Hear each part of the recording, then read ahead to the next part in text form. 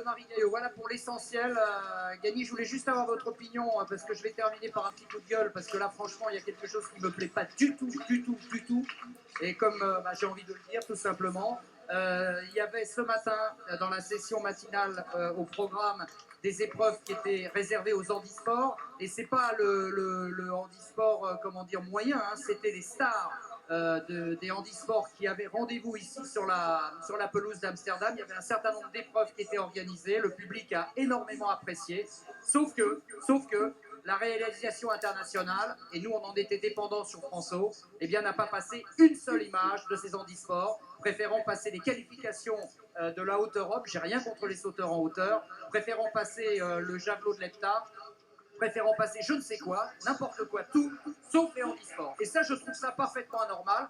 C'est pas la peine d'avoir de belles phrases lorsque derrière, il n'y a pas d'action. Alors nous, on est allé avec Paul Perret, avec Marie-Ange Graziani, chercher un peu partout dans les placards, voilà. Et on a retrouvé deux extraits de ce qui s'est passé ce matin. On vous les diffuse maintenant.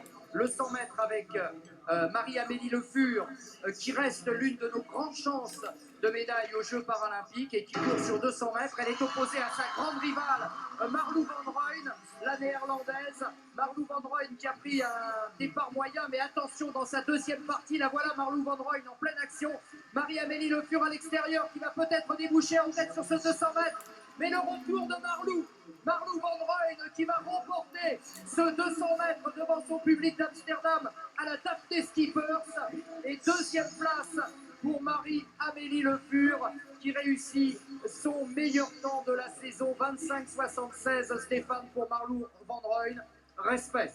Oui, respect. Et on voit vraiment que Marie-Amélie sort en tête, mais après Marlou vraiment finit fort. Alors toujours ce débat hein, entre deux prothèses et une seule. Bah, là on a un double renvoi au moment où il y a la fatigue qui s'installe, où les appuis commencent à être moins solides. Eh bien c'est plus compliqué forcément pour Marie-Amélie Le Fur dans cette dernière ligne droite.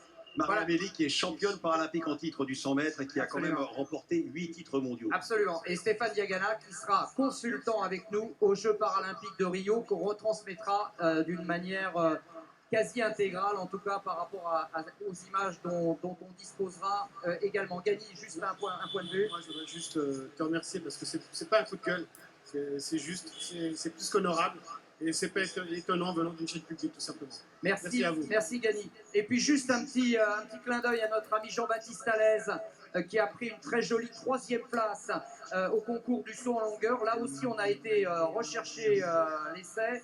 Et cet essai, c'est son 4e essai, mesuré à 6,68 m, ce qui va lui permettre de prendre la 3e place et de se conforter dans la perspective des Jeux paralympiques où il sera l'une des têtes d'affiche aussi pour l'équipe de France.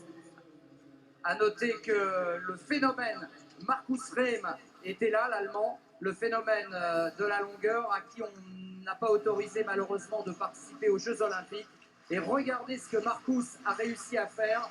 Il est allé encore une fois au-delà des 8 mètres avec une amputation. Fabuleux Markus Rehm, 8,03 m. C'est impressionnant, c'est la capacité à synchroniser parce que vous regardez la ligne d'épaule, c'est une course classique de sauteur en longueur, alors qu'il y a quand même une différence qu'il faut gérer entre un membre valide et puis cette prothèse. Mais il y a un équilibre malgré tout dans la réalisation qui est impressionnant. Et une planche parfaite hein, avec la prothèse et un record du monde de sa catégorie à 8,40 m. 8,40 m. Et après, si on ne dit pas que ce sont des athlètes de haut niveau, alors là, je ne comprends plus rien. Voilà, maintenant je me calme. Le reste, ce sont des émotions. Merci Gagny.